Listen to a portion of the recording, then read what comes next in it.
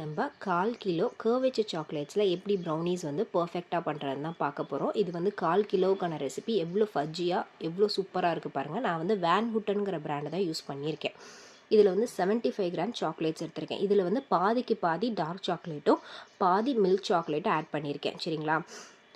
Room டெம்பரேச்சரில் இருக்க butter தான் யூஸ் பண்ணணும். பட்டரும் சாக்லேட்ஸும் டபுள் பாயிலிங் மெத்தடில் மெல்ட் பண்ணி எடுத்திருக்கேன். இதுக்கு வந்து பட்டரோட அமௌண்ட் பார்த்திங்கன்னா 35 கிராம்ஸ் பட்டர் ரூம் டெம்பரேச்சரில் இருக்க பட்டர் ஆட் பண்ணியிருக்கேன். டபுள் பாயிலிங் மெத்தட்லையோ இல்லை ஓடிஜியில் வச்சோ நீங்கள் இந்த கன்சிஸ்டன்சி வர வரைக்கும் நல்லா மெல்ட் பண்ணி எடுத்துக்கணும். கொஞ்சம் கூட லம்ஸ் இல்லாமல் கவனமாக பார்த்துக்கோங்க. சரிங்களா? இப்போ இது ரெடி ஆகிடுச்சு. நெக்ஸ்ட்டு வந்து ஒரே ஒரு முட்டை, அது வந்து ரூம் டெம்பரேச்சரில் இருக்கணும். அதோட சைஸ் பார்த்திங்கன்னா 50லேருந்து 55 கிராம்ஸ் வரைக்கும் இருக்கலாம். 1/2 டீஸ்பூன் வெண்ணிலா எசன்ஸ், ஒரு பிஞ்ச் அளவுக்கு சால்ட் ஆட் பண்ணிக்கிறேன்.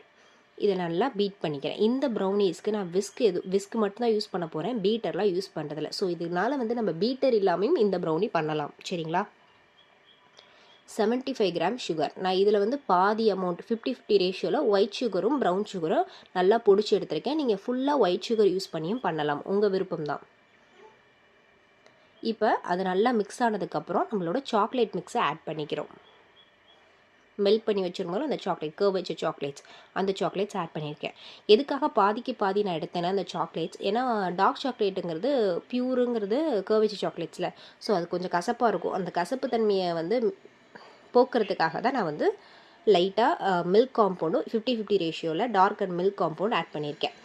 நெக்ஸ்ட்டு ட்ரை இன்க்ரீடியன்ஸ் ஆட் பண்ணுறேன். 50 கிராம் வந்து மைதாவும் 10 கிராம்ஸ் அளவுக்கு கோகோ பவுடரும் நல்லா சலிச்சு எடுத்துக்கிட்டேன்.